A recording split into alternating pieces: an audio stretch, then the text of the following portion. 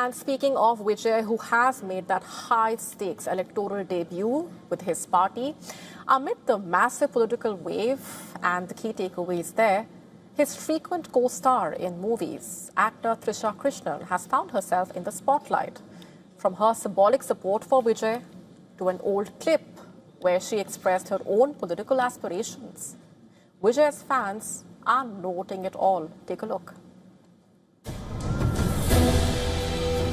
The landscape of Tamil Nadu politics is experiencing a historic shift. Driven by the high-stakes debut of actor-turned-politician Vijay and his party, the TVK, and amidst the political wave and viral social media posts linked to Vijay and the Assembly election, Trisha Krishnan also finds herself in the spotlight. Trisha Krishnan and Vijay make for one of Kollywood's most popular on-screen pairings. The duo has starred in hits like Gilly, Tirupati, Athi and Leo. And over time, their public appearances have heightened the curiosity of fans, with speculation rife of a close personal bond existing between the two. The duo has maintained a stoic silence on their personal equation. And even though Krishnan hasn't officially campaigned for Vijay, fans have taken a keen interest in her symbolic support for the actor throughout the elections. Krishnan, who coincidentally celebrates her birthday on May 4th, was spotted visiting Venkateswara Temple in Tirumala earlier in the day. And a few hours later, as the Tamil Nadu election fever caught up and TVK gained unmatchable lead, Krishnan was spotted visiting Vijay's residence. His fans have also dug out an old video of Krishnan, wherein she talked about her own political aspirations in a 2004 interview with Sun TV. Krishnan, who was still in the early phase of her career, was asked about her future goals. And her answer caught everyone off guard. She said, and I quote, "I want to become the CM of Tamil Nadu. Honestly, wait and see. I'll achieve it in the next 10 years." Unquote. When asked what she would do as the Chief Minister, she laughed it off, saying, "First you vote for me, then I'll tell you." Born on May 4th, 1983, Krishnan remains one of the most prominent acting forces in South Indian cinema. With a career spanning over 2 decades and more than 75 films, she has delivered several major hits and won multiple awards along the way. She started out with beauty pageants, winning Miss Chennai in 1999 before transitioning into acting. She quickly became a force to be reckoned with across Tamil and Telugu cinema. Over the years, she also starred in Hindi and Malayalam language films. Krishnan continues to be at the top of her game and is reportedly among the highest paid female actors in the industry. The divide among America's closest allies over one of the world's most advanced fighter jets, the F-35, is only widening further, while Israel is expanding its F-35 fleet, planning to double it from 50 to 100 aircraft. Canada is reportedly questioning its costs and long-term strategy. Israel's decision coming after years of debate following the October 7 attacks and the widening conflicts across West Asia. Israeli planners wait on whether to prioritize more F-35s or invest in the newer F-15 customized fighters. After 2 major wars with Iran, where both jets reportedly played critical roles, Israel decided to increase defense spending and acquire both.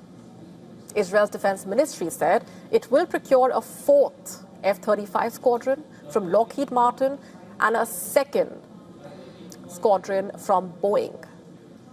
Now, these multi-billion-dollar deals include full integration into the Israeli Air Force, along with logistics, spare parts support as well. So far, Israel operates around 50 F-35s. By early 2025, these jets had logged over 15,000 combat flight hours across multiple fronts from Iran and Yemen to Syria, Lebanon and Gaza. As per Israel, the aircraft played a key role in targeting and neutralizing Iranian air defense systems in the recent war. Canada, on the other hand, is taking a very different approach. It is re-evaluating its planned purchase of 88 F-35 jets from the United States and exploring alternatives. The F-35 Lightning II is a fifth-generation stealth fighter designed for multi-role combat. It features advanced sensors for superior situational awareness, carries air-to-air missiles, precision-guided bombs. The jet can exceed speeds of 1,900 kilometers per hour and has a combat radius of around 1,100 kilometers.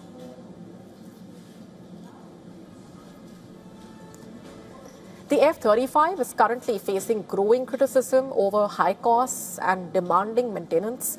During the Iran war, remember, Tehran also claimed it shot down multiple F-35s, claims that were denied by the United States. Canada is now considering alternatives, including Sweden's jets, and as per reports, the firm is offering to build these aircraft in Canada with full technology transfer and complete sovereign control over upgrades and maintenance. On to Pakistan now, which is walking a tightrope between big-ticket global investments and a rapidly worsening security situation back at home. While Islamabad tries to woo Washington with promises of mineral wealth and diplomatic mediation, the ground reality in the resource-rich Balochistan province is becoming increasingly violent. It all began with a symbolic gesture. In the Oval Office last September, remember, Pakistan's Army Chief Field Marshal Asim Munir presented President Trump with a wooden box filled with raw gems and minerals. It immediately caught a lot of attention as many hinted that Pakistan is ready to break away from Chinese dominance and shift its lucrative mining sector towards Washington. Soon after the meeting, Trump praised Munir as a very nice guy, and the praise soon transpired into action after the U.S. announced investments worth $1.3 billion in Balochistan, which is home to vast reserves of critical minerals. At the same time, Pakistan has been trying to position itself as a regional mediator, as it is trying to position itself as a champion of peace by mediating the talks between the U.S. and Iran. But then this growing economic and diplomatic momentum is also colliding with a harsh reality on the ground. At the center of this major challenge is the Baloch Liberation Army. The BLA is the flag bearer of that decades-long movement seeking an independent Balochistan, a region that stretches across western Pakistan and touches parts of Iran and Afghanistan. Now, this insurgency is not new, of course. It dates back to the very creation of Pakistan. But in recent years, it has become far more intense, a lot more organized, and also far more deadly. The group has carried out hundreds of attacks targeting security forces, infrastructure, increasingly economic projects linked to foreign investment as well. And the scale of the threat was laid bare on the 31st of January.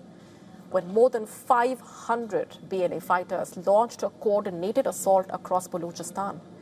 They struck at least 18 targets in 12 different areas in a highly synchronized operation that left at least 58 people dead, including 36 civilians and 22 security personnel. Pakistan's military said that it responded forcefully, killing over 200 militants and regaining control of the affected regions. That's what it said. But the BLA is not alone.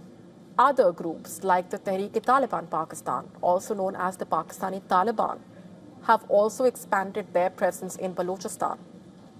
While these groups differ ideologically in a way, their methods are increasingly similar, including the use of suicide bombings and high-impact attacks.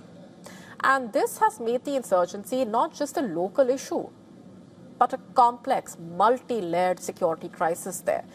And there's another dimension adding to Pakistan's concerns. The ongoing conflict in West Asia could further destabilize the region. Pakistani officials fear that any power vacuum in eastern Iran could allow groups like the BLA to expand their operations, moving more freely across the porous borders. And this also directly threatens the very investments that Pakistan is seeking to attract. And that risk is already being felt by global companies.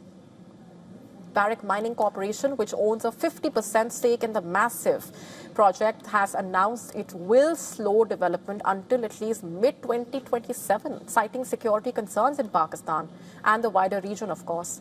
And the uncertainty does not end there. The US Export-Import Bank, which backed the investment, and the State Department are yet to clarify regarding the future of their engagement. So that's another question mark. On the China front, there are mixed signals, but slightly better in a major relief for the China-Pakistan economic corridor. Chinese company Hang Eng Group has reversed its decision to shut down factory operations in both Pakistan as well as China. It will now restart work at its Gwadar facility. So that's a major development. The company had earlier halted operations due to nearly 3 months of losses. It claimed that export approvals from China customs stayed blocked, and these endless delays made business impossible. The reversal also coming just ahead of Prime Minister Shehbaz Sharif, expected to visit China, where he is likely to participate in a business investment forum aimed at reviving economic momentum. But the big question also is, can Pakistan balance these massive economic opportunities with the ground realities of the worsening security situation?